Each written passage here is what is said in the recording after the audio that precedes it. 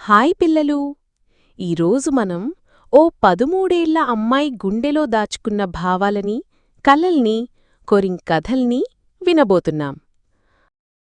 ఇది an Frank అనే 13 ఏళ్ల బాలిక రాసిన డైరీ నుండి తీసుకున్న కథ.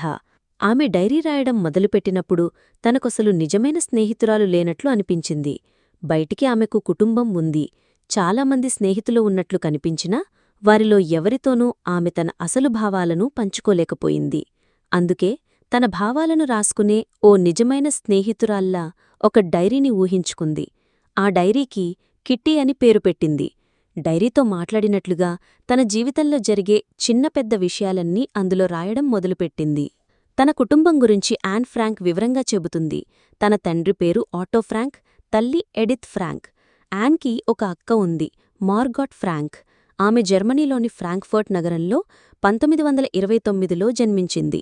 1933లో నాజీ పార్టీ అధికారంలోకి రావడంతో తన తండ్రి హాలండ్కి వలస వెళ్లాడు. తర్వాత తల్లి కూడా వెళ్ళింది.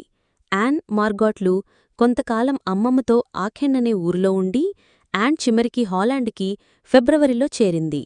మాంటెస్సరీ పాఠశాలలో తన విద్య ప్రారంభమై మిసెస్ కుపెరూస్ అనే ఉపాధ్యాయురాలి వద్ద 6వ తరగతి వరకు చదివింది. ఆ ఉపాధ్యాయురాలు ఆమెని ఎంతో ప్రేమించేది.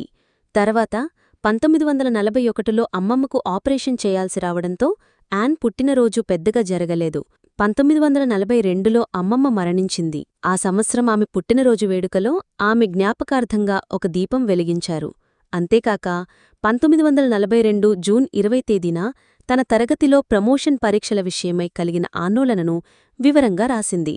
చాలామంది విద్యార్థులు భయంతో ఉండగా యాన్ మాత్రం స్నేహితులతో కలిసి ఆ పరిస్థితిని సరదాగా అనుభవించింది. ఆమె చెప్పినట్టుగా గణితంలో తాను బలహీనురాలుగా భావించింది. గణిత ఉపాధ్యాయుడు మిస్టర్ కీసింగ్ తన తరగతిలో ఎక్కువగా మాట్లాడుతున్నందుకు శిక్షగా 3 సార్లు వ్యాసాలు రాయమన్నారు. మొదట ఒక చప్పరకొట్టే పిల్ల అనే వ్యాసం రాసింది. దానిలో యాన్ మాట్లాడుతూ ఉండటం జన్యుపరమైన లక్షణమని చమత్కారంగా రాసింది. తర్వాత యాన్ ఇన్కారిజిబుల్ చాట్ బాక్స్ అనే రెండో వ్యాసం. చివరిది quack quack quack said mistress chat box అనే వ్యాసానికి తన స్నేహితురాలు సన్నే సహాయంతో ఒక కవిత రూపంలో రాసింది. ఇందులో తల్లిబాతు, తండ్రి హంస, 3 పిల్లల కథ ఉంది. ఎక్కువగా అరవడం వల్ల పిల్లలను తండ్రి హంస తినేస్తుంది. మిస్టర్ కీసింగ్ దీన్ని వినగానే నవ్వుతూ చదివాడు.